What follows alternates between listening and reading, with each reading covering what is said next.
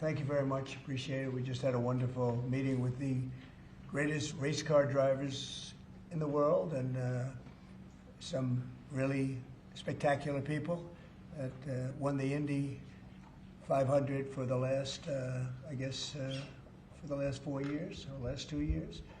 And Roger Penske is so incredible.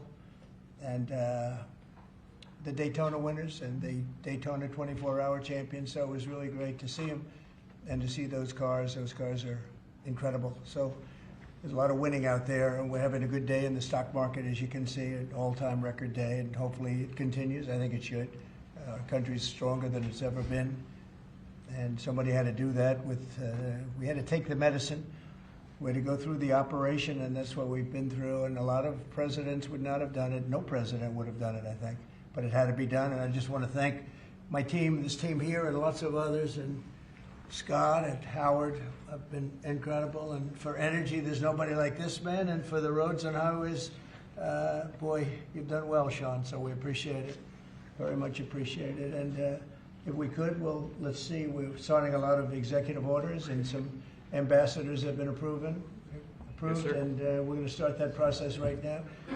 We're honored to have Gretchen Whitmer from Michigan, great state of Michigan, and she's really done an excellent job, and a very good person. And we're working on the Selfridge, as you know, the air base. We're trying to get the air base open, keep it open. I think, Gretchen, if you're there, and Matt Hall, the Speaker of the House of Michigan, and he's been fantastic as the Speaker. I appreciate it. We won the state, Matt, and we did. You helped me a lot. I did, and you made me Speaker, so thank you, Mr. President. That's good, too. And Gretchen, I think everybody knows. So we're working on that very hard, and I think we'll come home with a winner for Michigan, okay? I just spoke with the Secretary of Defense. Sometimes we call him the Secretary of War. It used to be called the Secretary of War. They changed it when we became a little bit politically correct.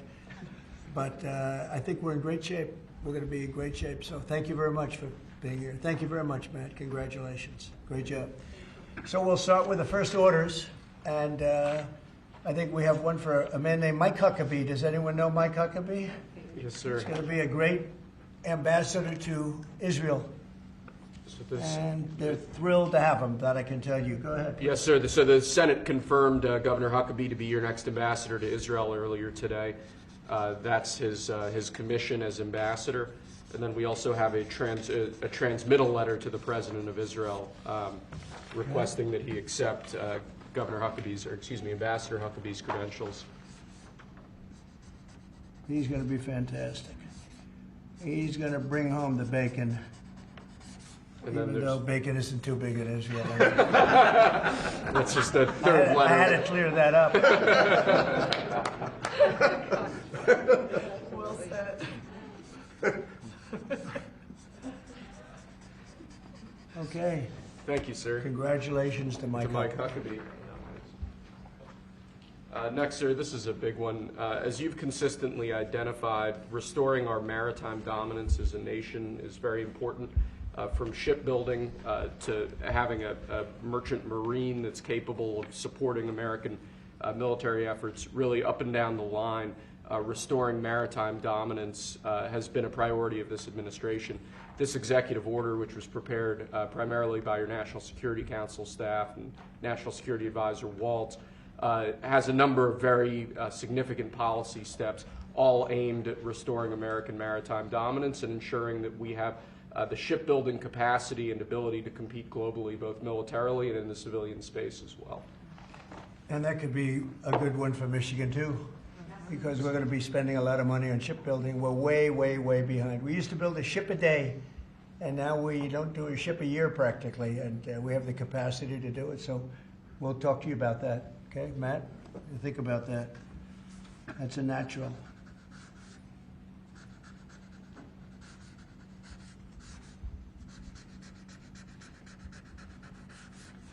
Okay, shipbuilding. That's a good one. Okay, thank you. Thank you, sir. The next executive order relates to defense procurement. Our current defense procurement process has been criticized by many folks on both sides of the aisle as being too slow to adapt to new and changing technologies, not delivering the sorts of weapons and systems that our warfighters need in order to compete on the battlefields of the future. So with this executive order, we're going to be modernizing the procurement structure that the Department of Defense uses to allow it to more quickly adapt to changing circumstances around the world. And we're also going to be launching a review of existing procurement programs to ensure that we're getting value for the money and to ensure that we're getting the best possible systems in the field. And which are currently horrible. I tell you, they're horrible. That process is ridiculous, what they do. They get the highest price and not even good-looking equipment, and we're changing it. We're going to change it to the best. So this is very, very important.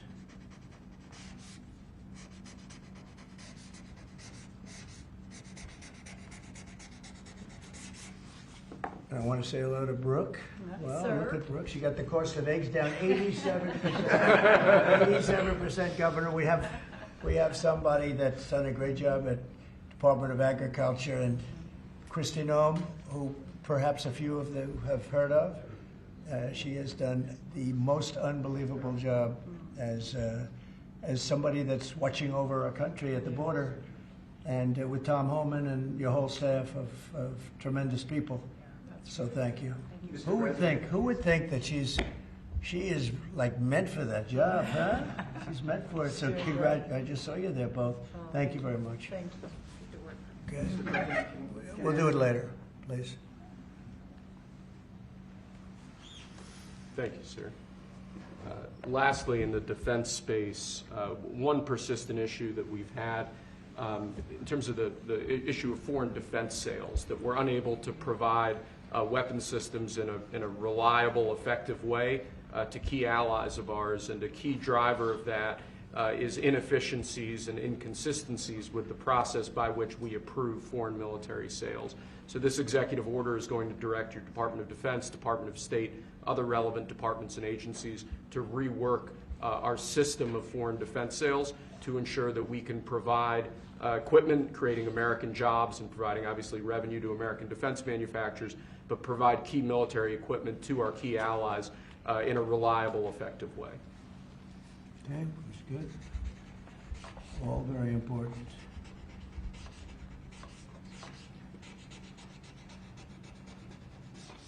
Okay?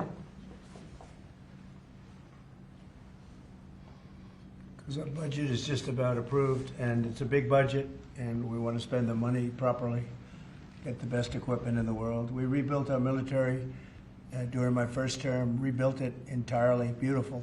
And then some was given away to Afghanistan so stupidly, the most embarrassing day in the history of our country, I think. But it's still, we have to fix it up a little bit, and that's what we're going to do. We're going to do a good job of it, too. Thank you. Next up, sir, we have a series of executive orders and a memorandum all relating to deregulation, which has obviously been a major priority of your administration.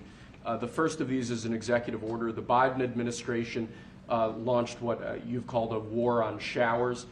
They had certain regulations that basically killed the water pressure of showers and other water appliances. You can say it. Go ahead. What are the appliances? I mean, it's everything, sir. Sinks and toilets, dishwashers, toilets, sinks. But the shower heads are a huge deal. There's no water. You don't get water. It's ridiculous. So with this executive order, we're effectively going to be reversing that set of regulations to ensure that Americans have choice in the consumer market. If they want a low-flow shower head, they can buy one. If they want a real deal shower head, they should have the ability to get one. You buy a new house, you pay a lot of money, and the developers, you're not allowed to do anything more. They put restrictors on. They used to have a restrictor where you could take it out, but now they weld it in. And you take a shower or wash your hands, whatever you do, including dishwashers where no water comes out. But you wash your hands, and in my case, I like to take a nice shower to take care of my beautiful hair. And I have to stand under the shower for 15 minutes till it gets wet. It comes out drip, drip, drip. It's ridiculous. And what you do is you end up washing your hands 5 times longer. It's the same water. And we're going to open it up so that people can live, and we're going to hopefully have Congress approve it so it's memorialized.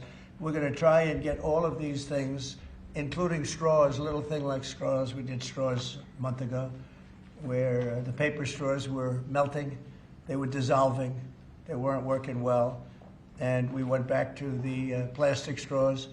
We're going to get Congress to memorialize just about everything we've done here, because most of it's common sense. But the water is horrible. When you go into anytime you see a new faucet, you know it's going to be a long wash of the hands. And so we're changing. It's a big deal. I did it in the first administration. Biden came in his first week, and he had no idea what he was doing, but somebody told him to do it. In his first week, he put the restrictions on all the bathroom utilities. Even in areas that have so much water, they don't know what to do with it. You see those areas all the time with the flooding. So we're doing that, and we're going to get all of the things that you've seen. I think we set a record. We're up to almost 200 and 500 amendments. Nobody's ever done that much. We're going to get them approved by Congress, so they're memorialized. And we look forward to doing that. Very important. And Congress is going to start working on it as soon as we get the big, beautiful deal done. The big, beautiful deal is important. The biggest tax cuts in the history of our country, that's important.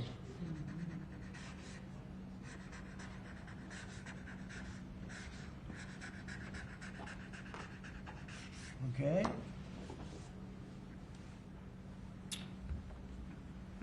Okay, is that okay? Good. It's a 10. You're taking a good shower.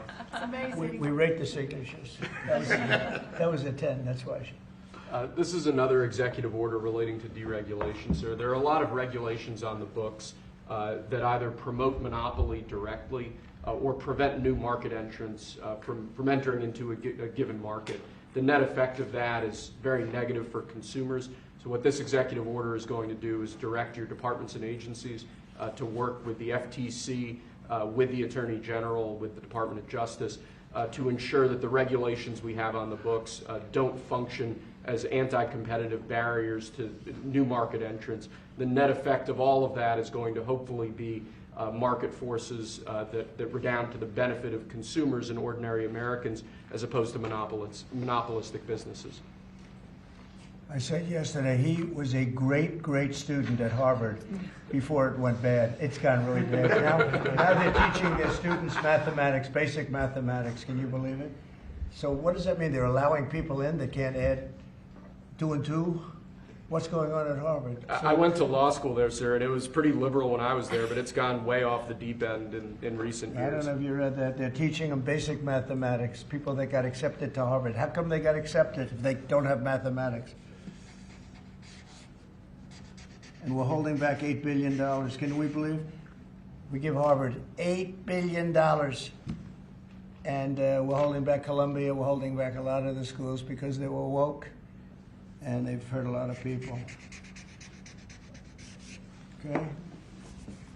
Thank you.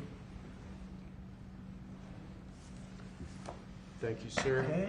There are a large number of regulations on the books. These are regulations that are currently in effect that we believe blatantly violate the law, blatantly violate Supreme Court precedent that otherwise are just blatantly illegal. So what this presidential memorandum does basically just directs the heads of your departments and agencies to follow the law and to cease enforcing regulations that are blatantly illegal or unconstitutional. It's a big deal.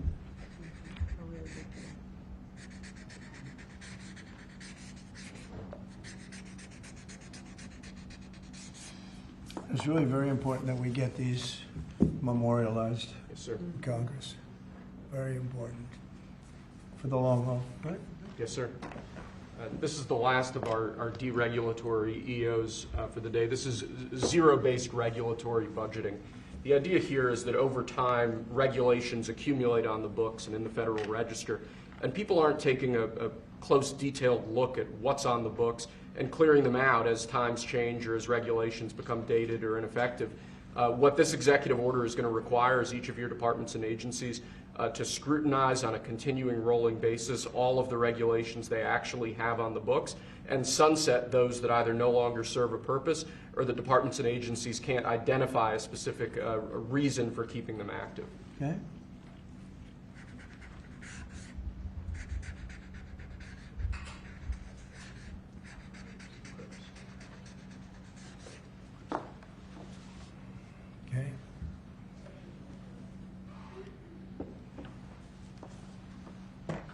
sir. Sir, you've taken action against a number of law firms that have in one way or another been involved in the weaponization of government or actions of lawfare. One of those law firms is Sussman Godfrey, similar to what we've done previously with other law firms. This is an executive order that takes certain measures against Sussman Godfrey to ensure that they can't access government resources, government buildings, scrutinizing certain aspects of their practices as a law firm, given their previous activities.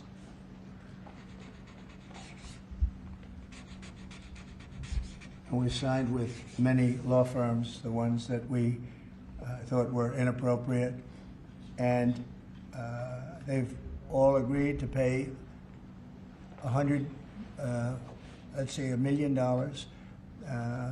They went for some pretty big numbers. I guess we have a total. What do we have? What's the total about? What's the total right now, Steve? About, would you say? Getting close to probably 600-700 million now, I would think. We've multiple at 100 million, some at 125 million. So the numbers are adding up. We're going to be close to $1 billion soon. One at $40 million. Millions of dollars an hour. But they don't admit guilt. Remember that, they don't admit guilt. But, and we have another 5 to go, I think, 5 of them. And this one is we're just starting a process with this one. Yes, sir. Because there were some very bad things that happened with these law firms. And this firm is very involved in the election misconduct. Weren't they all involved in the election misconduct? I think they were all involved. Yes.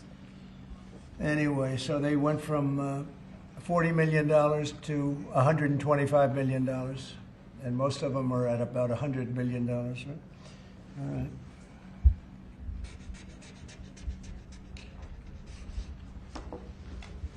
Thank you.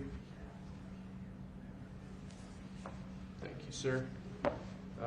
The next presidential memorandum we have for you relates to Miles Taylor. You may recall that Miles Taylor served in the Department of Homeland Security during your previous administration. In his capacity with the Department of Homeland Security, he leaked classified information. He wrote a book under the pseudonym Anonymous, making outrageous claims both about your administration and about others in it. What this presidential memorandum is going to do, one, it's going to strip any active clearance that he has in light of his past activities involving classified information. It's also going to order the Department of Justice to investigate his activities to see what else might come up in that context, given his egregious behavior during your previous administration. And I had no idea who this guy was. I had no idea. I saw him on CNN, or one of them, I guess CNN, a lot. He'd be on all the time, saying that the president is the president. I had no idea. It's like, you know, in this office you have a lot of young people, and they're here. I'll see him for 2 minutes, and I assume he was in the office, but I barely remember him. Barely remember him. It was somebody that went out and wrote a book and said all sorts of terrible things that were all lies, and it was like he was this gentleman or that gentleman, like I dealt with him all the time. I had no idea who this guy. I said, who the hell is Miles Taylor? And he made a living on going on CNN talking about the president.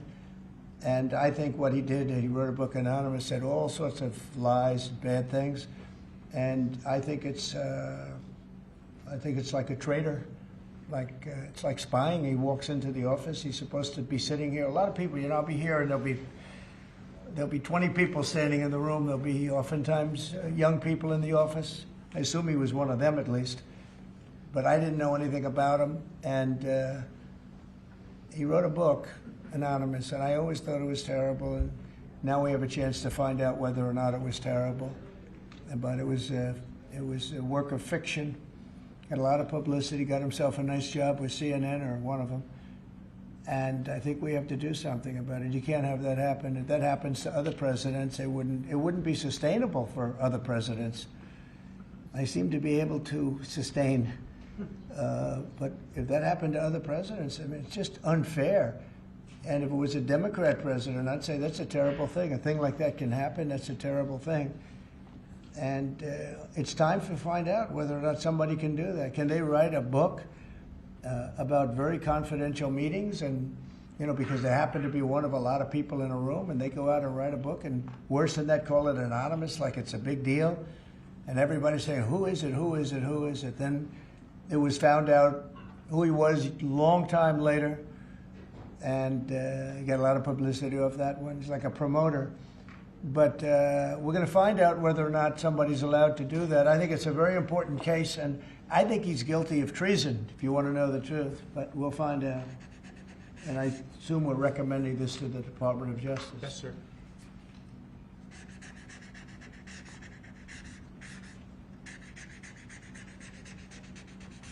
Okay, good. Terrible guy. Similarly, sir, Christopher Krebs, the former head of CISA. This is a man who weaponized his position against free speech in the election context, in the context of COVID-19. This is it's a similar presidential memorandum to the one you just signed. It addresses his access to government, existing clearances he might have, and further instructs your Department of Justice, other aspects of your government, to investigate some of the malign acts that he participated in while he was still head of CISA. This is another one. I don't know that I met him. I'm sure I met him, but I didn't know him. And he came out right after the election, which was a rigged election, a badly rigged election. We did phenomenally in that election. Look what happened to our country because of it. Open borders, millions of people coming into our country. Russia and Ukraine, that would have never happened. October 7th would have never happened. Afghanistan, the way they withdrew with 13 dead, but so many killed, actually. I mean, so many killed outside of the 13 soldiers, hundreds of people killed. And maybe, I don't know, never mentioned, but I mentioned it, 42 or 43 people so badly injured, the legs, the arms, blown off, the face. And this is all because of an incompetent group of people that preceded us, and that would have never happened. And this guy Krebs was saying, oh, the election was great, it was great. Well, it's been proven that it was not only not great. When you look at all these lawyers and law firms that are signing, giving us hundreds of millions of dollars, it was proven by so many different ways in so many different forms, from the legislatures not approving to the 51 intelligence agents that worked from all of the different scamming operations. It was a very corrupt election. They used COVID to cheat. And we're going to find out about this guy too, because this guy's a wise guy. He said, we've been proved this is the most secure election in the history of our country. Now, this was a disaster. And frankly, we should go to paper ballots, same-day voting, voter ID, and one other thing, you should get a little certificate that says you're a citizen of our country. You get a citizen piece of paper that says you're a citizen before you can vote. But you want voter ID and you want paper ballots, and you really want same-day voting. If you don't have same-day voting, they decide to change the air conditioner. Oh, we're fixing the air conditioner. Let's move all these boxes. We'll bring them back in a few days, and then they don't bring back those boxes. We got to have safe elections. We have to have borders. Ideally, we have to have a free press, which we don't have. We don't have a free press. We have a very dishonest press. This is an honor. We're going to find out whether or not he was right. This was a disgraceful election, and this guy sat back saying, well, I'm a member, or like he's a Republican or something, and almost right from the beginning. And he's tried to make the case that this election was a safe election. I think he said, this is the safest election we've ever had. And yet, every day you read in the papers about more and more fraud that's discovered. He's the fraud. He's a disgrace. So we'll find out whether or not it was a safe election. And if it wasn't, he's got a big price to pay. And he's a bad guy. Here's another one. I have no idea who he is. Krebs. I have no idea who he is. I'm sure he was in the room at some point, just like you're all in the room, but I have no idea who he was. So thank you very much. Those last two are very important, I think, for the country. Thank you, sir. And lastly, we just have 3 proclamations. These are the sorts of things that most presidents use an auto pen for. You obviously don't like using the auto pen much, if at all. The first of these is National Former Prisoner of War Recognition Day. This is one that you did in each of, I believe, each of the previous the years of your previous administration. Recognizes former prisoners of war. More generally, this proclamation is written to acknowledge the great steps you've made both in this administration and your previous administration on behalf of veterans, homeless veterans, others who've suffered in that way, and basically stating that it's a priority of your administration to ensure that veterans and homeless veterans are cared for properly. Good. And you know what? They ought to find out who was using that auto pen, because whoever that person was, he or she was like the President of the United States, and I'm against auto pens. I think auto pens are not a good thing, especially when you're talking about documents like we're signing today. If he can't sign, then he can't be president. It's pretty simple. Let's see whether or not he could sign. But I think that should be tested. I really think that should be tested. It's another one. And you may think about it, because how can a man that, did he really know that when they gave all false information on the council, I mean, the whole unselect committee of political lunatics, they destroyed all the information. You can't get any information. They went for like a year and a half, almost 2 years, screaming and ranting and raving. Democrats plus two worse than Democrats. You had Liz Cheney, and crying Adam Kinzinger, crying Adam. Every time I looked at him, he was crying. The guy was a crier. But you can't do that. You just can't do that. So we're going to find out a lot. I think we're going to find out a lot. These last 3 or 4 have been they've been very, very interesting. We'll see what happens. Sir. But I don't think a president should be allowed to use an auto pen when they're signing very, important legislation. I think a president should sign it, not use an auto pen. And we're going to find out whether or not he knew what the hell he was doing. I'm sure at this point he'll say, I signed it. They'll tell him what to say. But to give pardons to people that destroyed all the information. If you destroyed information on a civil case, just a civil case, not a criminal case, a civil case, they put you in jail for that. And they found out that Pelosi was the one that was in charge of the security of the Capitol, and she knew all about it, and she admitted her guilt to her daughter, who was a movie documentary person. I'm sure her daughter's not too happy about that. I'm sure Crazy Nancy's not too happy. But we found out all the things, everything, and we go for the information. Sir, we've destroyed all of that information. If I haven't destroyed it, I wouldn't be sitting here right now. I guarantee you that. I'd be sitting someplace else.